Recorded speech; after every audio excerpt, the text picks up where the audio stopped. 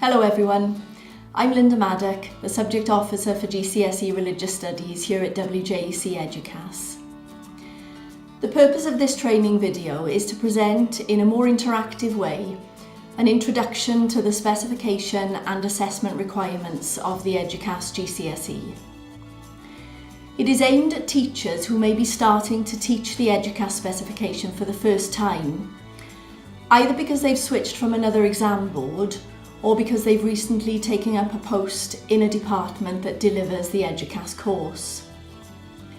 As you may be aware, Ofqual regulations prevent me, or indeed anyone else involved in setting live question papers, from delivering face-to-face training for teachers.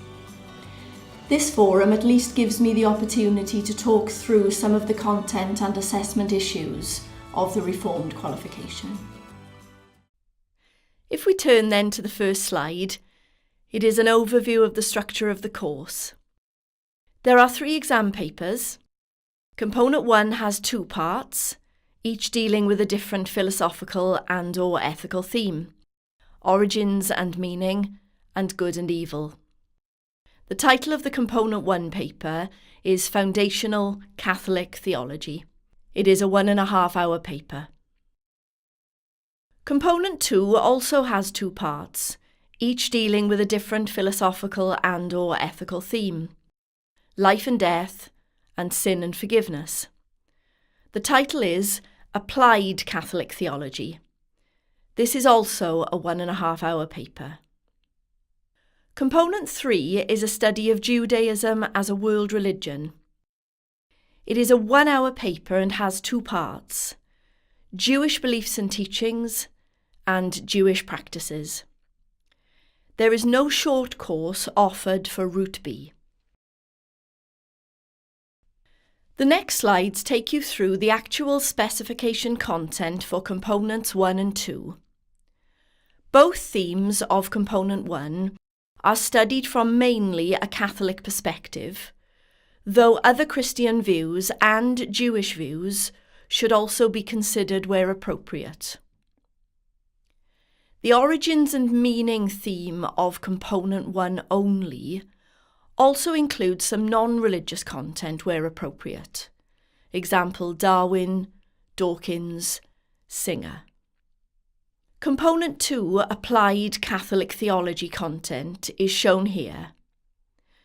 This content is considered mainly from a Catholic perspective, with other Christian views considered where appropriate. Jewish and non-religious views do not have to be considered in this paper. Up to 6 marks for spelling, punctuation and grammar, SPAG, is also awarded to the first D question of Components 1 and 2. The next slide shows the Component 3 paper, a study of Judaism.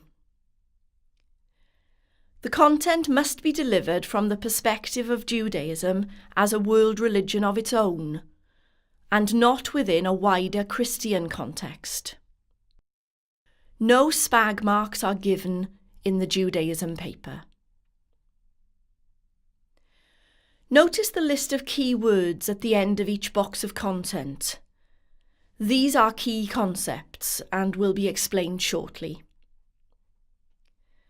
You will notice frequent references to sources of wisdom and authority, including reference to Scripture. All of these, right across the religions, are given in full in our Sources of Wisdom and Authority booklet on our digital resources site. An overview of the assessment requirements. On this slide, we can see that there are 4 types of questions that can be asked: A, B, C, D. A, B, C assess Assessment Objective 1, Knowledge and Understanding, while D questions assess Assessment Objective 2, Analysis and Evaluation. A, B, C are worth 15 marks together, and D is worth 15 marks on its own. A questions will always ask what a key concept means. There are 8 key concepts for each part of components 1 and 2, and 8 key concepts in all for component 3. On the Eduqas Digital Resources website, there is a glossary of the meanings of all of these key concepts. Components 1 and 2A questions will ask, what do Catholics mean by? Whilst component 3A question will also be religion specific and ask, what do Jews mean by? The B questions will ask for a description of something, an event, a practice, a teaching about, a view on, etc. The C questions ask for an explanation of something. However, the C questions in component 1 only will ask for 2 religious responses from within Christianity or across Catholic Christianity and Judaism. 2 is enough. There is no point including more because examiners will be instructed to credit 2 responses. It wouldn't be appropriate to include non-religious responses here because the question explicitly demands religious views. The Assessment Objective 2D questions ask for a discussion, analysis, and evaluation of a statement. The candidates must engage with the statement in a critical way and not just offer different explanations of how people might respond to the statement. They must offer different views and judge the statement in terms of its validity, its strengths, and its weaknesses, and so on.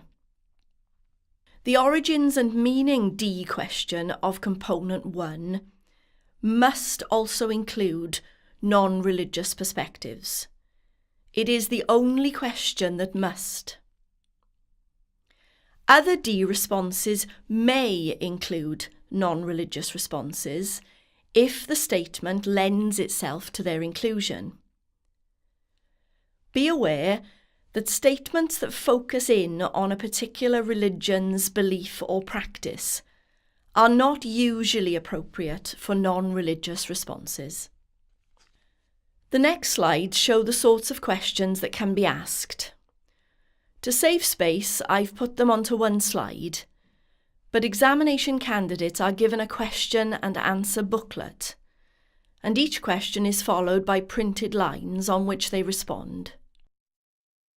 3 lines are given per mark, so the A questions worth 2 are followed by 6 lines, whereas the D questions worth 15 marks are followed by 45 lines.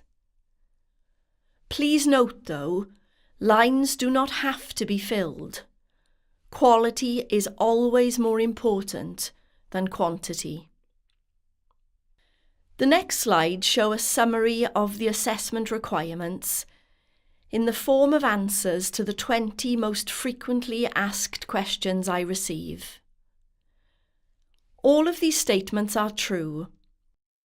I would ask you to read through these first if you have a query, because the answer may well be there. The second PowerPoint shows marked example answers. We mark candidates' B, C and D responses using descriptors within marking bands, which can be seen in the sample assessment material booklet on the Eduqas website next to the specification. The following slides give an unmarked version of the responses to a selection of A, B, C and D questions, followed by a marked version with comments where appropriate. The marked versions have been colour-coded to show where the criteria of the marking band has been met. You could use this as an activity with pupils or as a moderation exercise with department colleagues. Where responses are quite weak, you might use this as a way of encouraging your learners or your colleagues to suggest ways of improving the response. Some of these example responses are available on our digital resources site as an interactive resource, where highlighters can be used on the screen to highlight evidence for the different marking band criteria. This resource is called Skills Builders. At the end of the example answer booklets is an example framework for answering the D questions. Please be aware that it is just an example and is not recommended or definitive in any way. Finally, please note that this presentation does not include all of the support materials we offer. There are a great many more on the digital resources site, along with an excellent textbook and series of revision guides published by Hodder. We also offer a free half-day training session at your school, where one of our regional support officers can take you through our materials and answer any queries.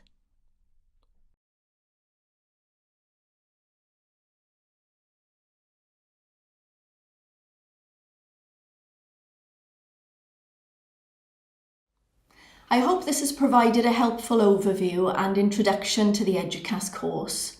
As always, if you have any queries or concerns, you have direct access to myself and to the support officer Christopher Barfoot via telephone or email. Thank you and best wishes.